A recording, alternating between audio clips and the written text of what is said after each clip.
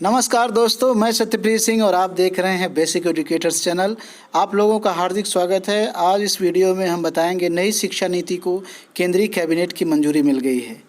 आसान शब्दों में आज आप देखेंगे इस वीडियो में नई शिक्षा नीति को समझेंगे, बिल्कुल ही आसान शब्दों में और आसान स्टेप्स में। ज़्यादा जोर डालने की ज़रूरत नहीं होगी, बस आप वीडियो देखते जाइए, आपको सब समझ में आ जाएगा। इस वीडियो को देखने के बाद जो नए लोग हैं वो इसको सब्सक्राइब करना ना भूलें। बहुत धन्यवाद।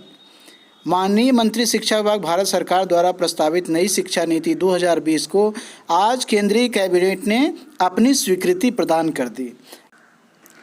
आज केंद्रीय सरकार की कैबिनेट की स्वीकृति के बाद 36 साल बाद देश में नई शिक्षा नीति लागू हो गई।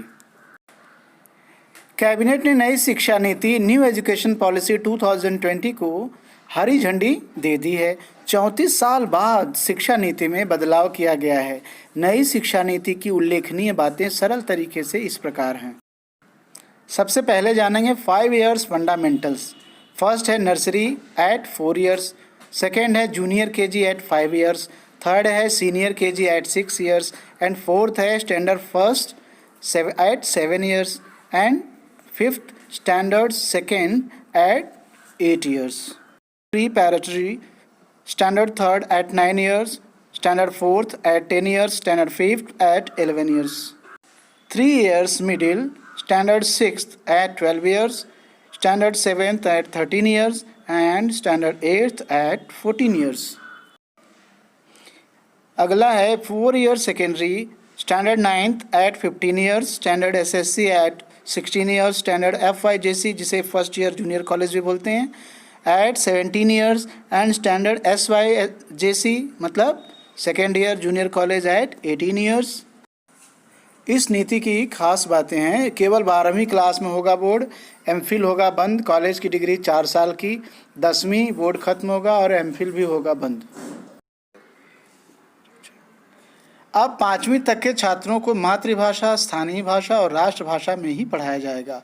बाकी विषय चाहे वो अंग्रेजी ही क्यों न हो, एक सब्जेक्ट के तौर पर पढ़ाया जाएगा।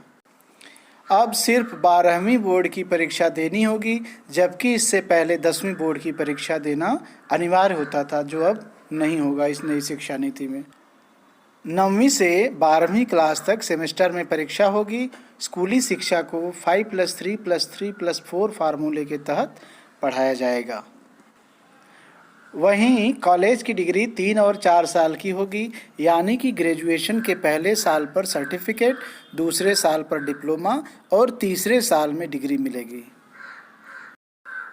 3 साल की डिग्री उन छात्रों के लिए है जिन्हें हायर एजुकेशन नहीं लेना है।